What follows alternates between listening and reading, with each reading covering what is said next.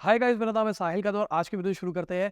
सबसे पहले न्यूज है रिलायंस की। तो भाई रिलायंस अपना जियो 2.0 निकाल रहा है, जिसके अंदर भारत जीपीटी भी होगा और टीवी ओएस की भी बात करी जा रही है, ऐसा आकाश अंबानी जी ने बताया है।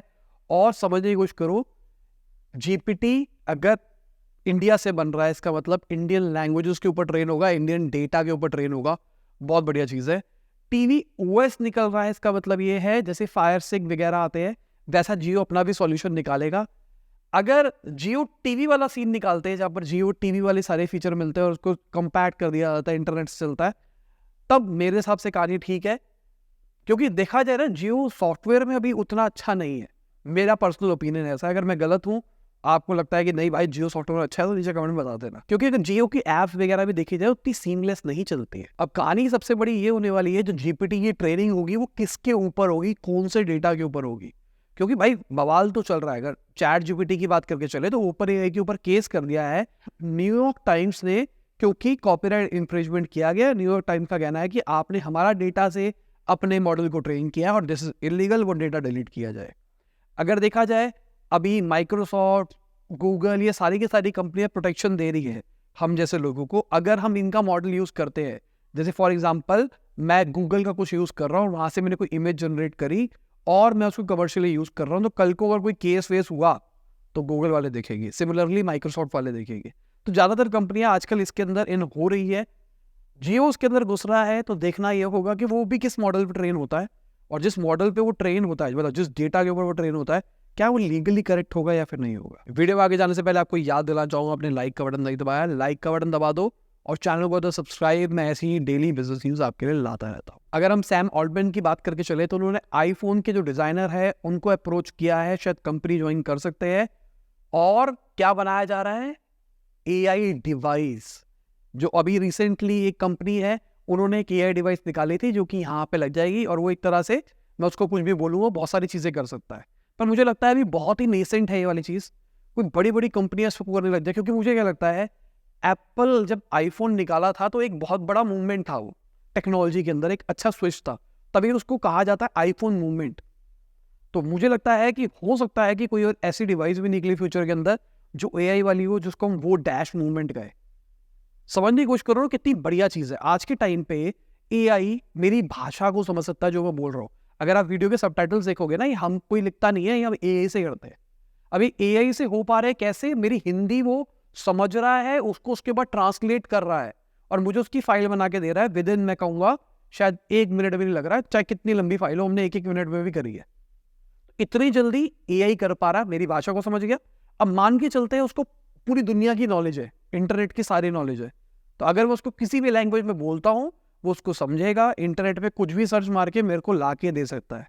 अब मान के चलो उसके पास में बहुत सारे एक्शन डेटास भी आ गए हैं, उसको पता है मेरे को क्या पसंद है, क्या पसंद नहीं है, कहाँ मैं जाना चाहता हूँ, मेरा टाइम कब फ्री है, मेरे कैलेंडर्स के अंदर आज क्या क्या चल रहा है, मेरे बैंक अकाउंट में कितना पैसा है, मैं किन किन चीज़ों के ऊपर खर्च करना पसंद करता हूँ। बेस्ड ऑन दैट उसको सब कुछ डिसाइड करके मुझे एक आउटपुट निकाल के दे दिया।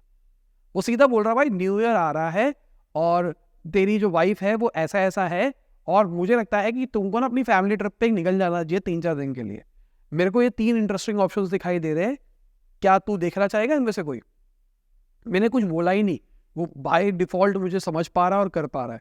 तो नेक्स्ट चीज इन टेक्नोलॉजी, मुझे लगता है ऐसा कुछ भी हो सकता है। बाकी सैम ऑल्टमैन शायद इस टाइप की चीज नहीं करेंगे। हो सकता है कि ऑन डिवाइस कंप्यूटेशन की बात हो, या फिर हो सकता है ऑन डिवाइस को इंटरनेट से लिंक करके कंप्यूटेशन की बात हो।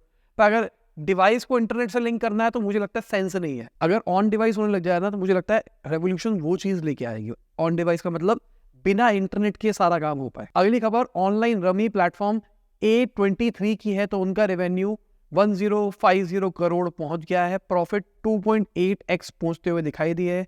रेवेन्यू 45% से ज्यादा बढ़ता हुआ दिखाई दिया है। अगर इनके एक्सपेंस ब्रेकेज की बात करके चले तो 46% जो एम्प्लॉय बेनिफिट होते हैं वो बढ़ते हुए दिखाई दिए हैं। 67 करोड़ हुआ करते 2022 में, जो कि 23 के अंदर 98.3 करोड़ के ऊपर पहुंच गए। बाकी इन्होंने 780 करोड़ का मिसलिनियस एक्सपेंस किया है, मतलब हम कह सकते हैं एडवर्टाइजिंग, प्रमोशन और बाकी कमीशन जो देते हैं उसके ऊपर। एबिटा मार्जिन की बात करके चले 10% के आसपास का है, ऑलमोस्ट 4% बढ़ता हुआ दिखाई दिया है। यूनिट इकोनॉमिक्स लेवल की बात करके चले तो ये 1 रुपया कमाने के लिए 93 पैसा खर्च करते हैं, जो कि पहले 97 पैसा खर्च किया करते थे।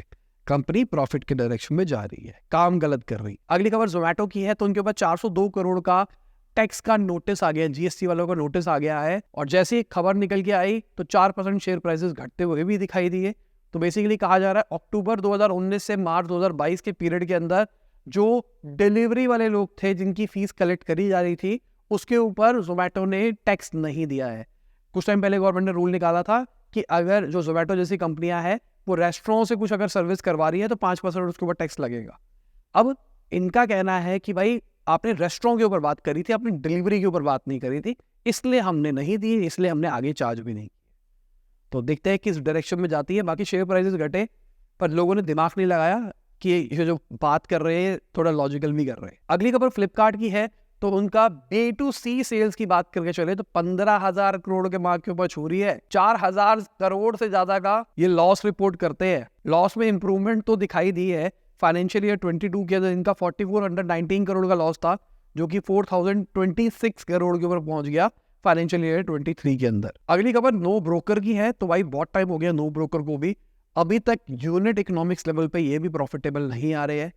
1 रुपया कमाने के लिए 2 रुपए से ज्यादा खर्च करते हैं। 2022 के डेटा की यहाँ पे बात कर रहा हूं मैं। अगर ऑपरेशन से आए हुए रेवेन्यू की बात करके चले तो बढ़ता हुआ दिखाई दिया है, 96% बढ़ा है, 326 करोड़ पहुंच गया जो कि 166 करोड़ था फाइनेंशियल ईयर 2021 में। बट जो इनके लॉसेज है ना वो भी 62% बढ़ते हुए दिखाई दिए।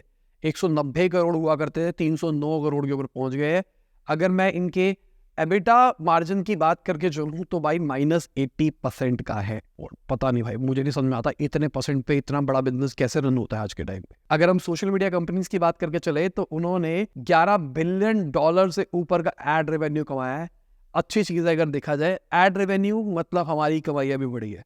मतलब यूट्यूब पैसा कमाएगा तो हम यूट्यूबर की भी कमाई बढ़ेगी। अगली खबर आईटी सेक्टर के अंदर हायरिंग की है, तो अगर हम रिपोर्ट्स की मान के चले 8 से 10% ग्रोथ आ सकती है 2024 के अंदर आईटी सेक्टर के अंदर, हायरिंग के अंदर, इंडियन सेक्टर के अंदर। But I doubt, let's see, आने दो टाइम। पर मुझे लगता है कि हो सकता है कि खबर सच हो सकता है कि कुछ कोर्सेज बेचने वालों ने इस न्यूज को फ्लोट भी कराओ। क्योंकि देख क्या हो रहा है, अगले साल ना फंडिंग और कम होने वाली है, अगले साल फायरिंग और ज्यादा होने वाली है। और जिस तरीके से एआई आ रहा है और एआई का अडॉप्शन बढ़ेगा तो मुझे लगता है फायरिंग शायद और ज्यादा भी बढ़ेगी।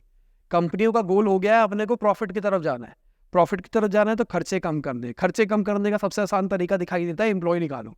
एम्प्लॉय निकालने का 2-3 खर्चे बच जाते हैं ना। एम्प्लॉय निकाला आपने तो उसकी जगह बच गई, जगह के चक्कर में शायद आपको ऑफिस स्पेस कम लेने पड़ेगा, हो सकता है आपको 1-2 लोकेशन ही बंद करनी पड़ जाए क्योंकि अपने टीम को इतना ज्यादा फायर कर दिया है। अब एम्प्लॉय को रन करने के लिए भी खर्चे होते हैं, बहुत सारी चीजें होती है, तो एक एम्प्लॉय के पीछे एसोसिएटेड कॉस्ट भी कम हो जाती है। तो कंपनियों को इसलिए आसान तरीका दिखाई देता है एम्प्लॉयज को निकालना। तो मुझे ऐसा लगता है कि अगले साल फायरिंग देखने को हमको और अच्छी मिलेगी। खबर बुरी है पर ट्रेंड दिखाई देगा, पर एंटरप्रेन्योरशिप बढ़ती हुई दिखाई दे सकती है। बाकी अगर आपके पास में कोई बिजनेस आइडिया है और आप चाहते हो कि उसको वैलिडेट किया जा सके तो आप हमारी वर्कशॉप को ज्वाइन कर सकते हैं। इस सैटरडे हम वर्कशॉप कर रहे हैं ऑफलाइन हमारे ऑफिस के अंदर।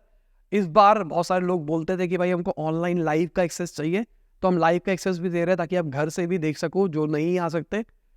बट ऑफ जो लाइव देख रहे होगे उनके हम क्वेश्चंस नहीं लेंगे। वर्कशॉप का आइडिया ये है कि आपको किस तरीके से आइडिया को वैलिडेट करना है खुद से, आप खुद ही अंडरस्टैंड कर पाओ कि वो जो आप आइडिया सोच रहे हो वो चलेगा या नहीं चलेगा, क्या आपको पूरी तैयारी है उसकी या फिर नहीं है, आप खुद से समझोगे। उसके बाद में मैं कुछ आइडियाज लूंगा और उसको हम डिस्कस करेंगे कि उसके अंदर क्या प्रॉब्लम है, कैसे उसको सॉल्व किया जा सकता है। तो मतलब जो लोग कंसल्टेशन वगैरह लेना चाहते हैं भाई सस्ता जुगाड़ है ठीक है। मतलब जिनको नहीं पता मैं पेड कंसल्टेशन करता हूँ और अच्छा चार्ज करता हूँ। यहाँ पे भी एक तरह से हम कंसल्टेशन करेंगे, बट कंसल्टेशन में जो डिस्कशन होती है वो अंदर बंद कमरों में रहती है, बाहर नहीं जाती। यहाँ पे जो डिस्कशन होगी वो यूट्यूब पे जाएगी। तो अगर आप ज्वाइन करना चाहते हो तो नीचे लिंक दे रखा है। और भाई मैं कोई फ्रॉड नहीं कर रहा हूँ, पता नहीं क्या सीन चल रहा है जब से जो वीडियो डली है संदीप जी की और विवेक बिंद्रा वाली, तो इतना बड़ा कलेश हो गया यूट्यूब के ऊपर। मेरे को मैं तभी भागा था इस चीज़ से ना, इतनी टॉक्सिसिटी फैल गई है ना यूट्यूब के ऊपर। हर जगह hashtag stop Vivek Bindra, hashtag ये बिजनेस वो बिजनेस। यही रीज़न था कि मैंने रोक दिया था, यही रीज़न था कि मैंने आगे वीडियो कंटिन्यू नहीं करी। येट व्यूज़ आते हैं, मुझे पता था व्यूज़ आते हैं, पैसा मिलता, सब कुछ होता, बट मैं नहीं चाहता कि मेरे को रॉन्ग ऑडियंस मिले। अब वो क्या हुआ, एक वीडियो डाली, उस चक्कर में शायद रॉन्ग ऑडियंस आ गई और अब कम्युनिटी के ऊपर लिख रहे भाई तुम फेक हो, तुम फ्रॉड कर रहे हो 250 रुपये ले रहा हूँ और आ जाएगी वीडियो, देख लेना यूट्यूब पे, और यूट्यूब पे आने वाली है वीडियोस, सीधी सी बात ही है, ठीक है ना। कोई ये नहीं कर रहा हूँ कि मैं कोई फ्रॉड कर रहा हूँ कि इस कोर्स को बेचेंगे फिर ये करेंगे वो करेंगे, और जिस लेवल का कंटेंट आएगा ना फिर बताना मुझे कि किस लेवल का कंटेंट है। बेसिकली क्या हो रहा है यहाँ पे, एक तरह से आप मुझे सपोर्ट कर सकते हो, मैं ये मान के चल रहा हूँ कि भाई यूट्यूब पे अगर मैं सुपर प्रीमियम कंटेंट डालने का प्लान कर रहा हूँ तो यूट्यूब मुझे शायद कभी उतना पैसा नहीं दे सकता, तो अगर मैं इस तरीके से चलूंगा तो हो सकता है कि मुझे कुछ पैसा मिल जाए, जिसकी वजह से मुझे एक सबकॉन्शियस मोटिवेशन आए कि यार इतना पैसा तो मिल रहा है तो और मैं ऐसे कंटेंट फिर फ्यूचर में भी प्रोड्यूस करता रहूं। तो भाई कोई फ्रॉड नहीं कर रहा हूँ, इतनी नेगेटिविटी मत फैलाओ, और ये ना हो जाए फिर मैं कमेंट सेक्शन ही पढ़ना बंद कर दूं, क्योंकि मैं अभी अच्छे फेज में हूँ, मैं उस नेगेटिव फेज से निकल गया जो पहले मैं था, तो मैं वापसी नहीं जाना चाहता नेगेटिव फेज के अंदर, मैं थोड़ा सही रहना चाहता हूँ, लाइट रहना चाहता हूँ। अब चलो न्यूज़ पे वापसी आते हैं। अगर हम फॉक्सकॉन की बात करके चले तो 461 करोड़ रुपीस बेंगलुरु यूनिट के अंदर वो और ज़्यादा लगाने वाले हैं। एक अच्छी चीज़ है, अगर देखा ज़्यादा पैसा मतलब ज़्यादा नौकरियाँ इस सेक्टर में शायद बढ़ सकती है, मैन्युफैक्चरिंग सेक्टर के अंदर। अगर मैं उत्तर प्रदेश की बात करके चलूँ तो वो गुजरात से आगे निकल गया है नंबर ऑफ रजिस्टर्ड इन्वेस्टर्स के अंदर। एनएससी के सीईओ ने ये डेटा रिवील किया है। बाकी गुजरात से एक और अच्छी खबर निकल के आ रही है कि टेस्ला इंडिया में गुजरात में अपने पहला प्लांट लगा सकता है, अभी जल्दी अनाउंसमेंट हो सकती है और लोकेशंस फाइनल की बातें हो रही है। पहले मारुति सुजुकी का वैसे ही प्लांट है वहां पे, और अब टेस्ला का भी प्लांट लग जाएगा तो बड़ी चीज हो जाएगी। 3 जगहों को फाइनल किया जा सकता है, लेट्स सी कहाँ जाता है, क्या होता भी है या फिर नहीं होता है। अब अगर मैं चाइना की बात करके चलूँ तो MI फोन बनाने वाली कंपनी, जिसको कई लोग सोचते हैं बहुत कुछ बनाती है, पर वो गाड़ी में बना रही है, उन्होंने अपनी गाड़ी अनवील करी है। प्राइस नहीं बताया है, रेंज देखा जाए तो भाई जबरदस्त रेंज है उनकी। 2 वर्जन निकाले हैं उन्होंने, एक चार्ज के अंदर एक गाड़ी 668 किलोमीटर चलेगी, दूसरी 800 किलोमीटर चलेगी। अगर कैपेसिटी की बात करके चले 2 लाख गाड़ियां बनाने का प्लान है इनका 1 साल के अंदर, इस लेवल की कैपेसिटी पे ऑपरेट करने का प्लान कर रहे हैं। 15 से 20 साल में one of the top leader बनना है ईवी गाड़ियों के अंदर, और सीमलेस इंटीग्रेशन रहेगा बाकी चीज़ों के साथ। देखो समझो ना, इनका फ़ोन भी है, इनका एयर प्यूरीफायर भी है, इनके कैमरे भी है, इनकी गाड़ी भी हो जाएगी, इनका वैक्यूम क्लीनर भी हो जाएगा, इनका ड्रायर भी हो जाएगा, इनका ट्रिमर भी हो जाएगा। अरे भाई क्या क्या चीज़ें बेच रहे हैं तुम समझो, लैपटॉप भी आ गया है इनका, तो समझो क्या नेक्स्ट लेवल इंटीग्रेशन है। अभी हम एप्पल इकोसिस्टम की बात करके चलते हैं, MI का इकोसिस्टम भी बहुत ज़बरदस्त है। MI बस क्या है, चाइना फोकस ज़्यादा है, पूरा ढंग से बाकी जगह पे एक्सपेंड नहीं कर रही। अगर इंडिया में भी MI के सारे प्रोडक्ट्स मिलने लग जाए ना, तो मुझे लगता है कहीं ना कहीं एप्पल को अच्छा टक्कर दिया जा सकता है MI के थ्रू, कम बजट के अंदर। पर कहानी ये है कि भाई वो चाइनीज कंपनी है, इंडिया के अंदर नहीं करेगी, और ये लोग चोरी भी बहुत करते हैं देखा जाए चाइनीज वाले, तो एलिगेशन है ऐसी। अगली खबर स्टीव बामर की है, जो कि माइक्रोसॉफ्ट के CEO हुआ करते थे। $1 बिलियन का उनको डिविडेंड मिलने वाला है माइक्रोसॉफ्ट से। अभी माइक्रोसॉफ्ट ने रिसेंटली बोला है कि वो अपने डिविडेंड को 75 सेंट्स पर शेयर बढ़ाने वाले हैं, जिसके चक्कर में इनको इतना पैसा मिलेगा, और 4% कंपनी के होल्ड करते हैं, तो अच्छा पैसा है। इसके ऊपर टैक्स देना पड़ेगा, पर अच्छी चीज है। सी बामर की जो नेटवर्थ है वो $117 बिलियन की है, और 5th रिचेस्ट पर्सन है दुनिया के अंदर। बाकी अगर मार्केट की बात करके चले, रिकॉर्ड तोड़ बढ़ती जा रही है मार्केट, पता नहीं बढ़ती रहे, अच्छी बात है। और आप देख सकते हैं कौन रहा ऊपर कौन रहा नीचे, पूरा इंडेक्स ऊपर है, अडानी एंटरप्राइजेस नीचे दिखाई दे रहा है, पर बाकी सारे इंडेक्सेस ऊपर ही दिखाई दे रहे हैं। और ये लोग हैं हमारे सपोर्टर्स, जिनकी वजह से डेली हम आप तक बिजनेस ला पाते हैं। Thank you for supporting us. आप भी हमको सपोर्ट कर सकते हैं नीचे ज्वाइन का बटन दबा के। और इसी के साथ आज की ये वीडियो खत्म होती है, उम्मीद करता हूं आपको मजा होगा। लाइक कर देना, शेयर कर देना, कमेंट बताना वीडियो कैसी लगी। बाय, गुड नाइट, शब, खुदा हाफिज, गुड मॉर्निंग और आफ्टरनून, जब भी आप वीडियो देख रहे हैं। जय हिंद, वंदे मातरम।